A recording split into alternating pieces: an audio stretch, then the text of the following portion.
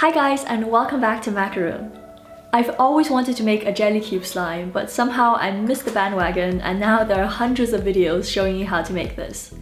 So I decided to create something slightly different, and I'll show you how to make a fake jelly cube slime that's just as fun and satisfying to play with. If you're new here, then a big welcome, and please remember to hit that subscribe button to become a Cutinator. And be sure to follow me on Instagram under my username Macaroon. This intro has been filmed in advance, and by the time you see this video, I am actually in Los Angeles. So please go check out my Instagram story to see all the things I've been doing and the reason why I traveled there. And without further ado, let's get started with our slime. To get started, you'll need some clear slime, daiso clay, and sewing thread. Jelly cube slime is normally made using melamine foam or magic eraser, but we're obviously going to use daiso clay instead. It really bothers me that the packaging for daiso clay is so flimsy, so you have to try your best not to rip this plastic when you take it out, otherwise it's really hard to keep it airtight and the clay will just dry up before you have a chance to use it. The best way to cut the clay is to use sewing thread or dental floss. Cut off a length of thread and then wrap it around both fingers like this. Then use it to slice the clay into blocks and then into small rectangular sticks. By the way, I highly recommend grabbing some face wipes or baby wipes and covering any exposed daiso clay with it. I didn't do this and I noticed that the clay started to dry up before I was able to finish cutting all the pieces. Next, start slicing everything into cubes.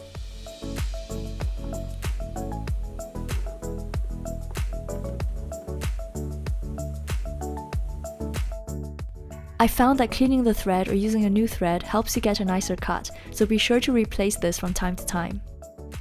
When you're done with everything, you can gently press the cubes between your fingers to get rid of any fuzzy edges. This makes them look even more similar to melamine foam. I'm using one of the crystal slimes that was left over from my slime shop review video, however you can easily make your own as well. I've got a ton of recipes here for different clear slimes, so just give any of those a try. First, check that your slime only fills up 2/3 of the container. Then remove a small piece from the top and set that aside. Now start placing your daiso cubes on top of the slime and take care not to crush any of them by accident. Once the container is full, take that extra bit of clay from earlier and spread this across the top. This will sink downwards and create that typical jelly cube slime look. Now just repeat the process with any other colors you like.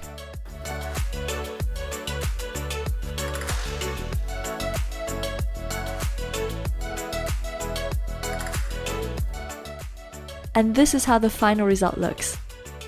I think this turned out so pretty, especially when you know that it's not actually melamine foam but daiso clay inside. I'm not actually sure whether daiso clay dissolves in slime or not, so it would be an interesting experiment to keep this for a few days to see what happens. If you have a slime shop, then this could be a great product, but obviously you want it to arrive in the same state that you shipped it in. The fun thing about this slime is that it looks just like jelly cube, but it has a very different type of satisfaction.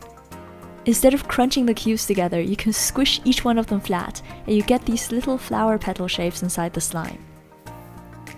Unfortunately, this slime doesn't produce a lot of ASMR, so I just put some music over the rest of the video. However, it's still incredibly relaxing to play with or watch, so I hope you'll enjoy.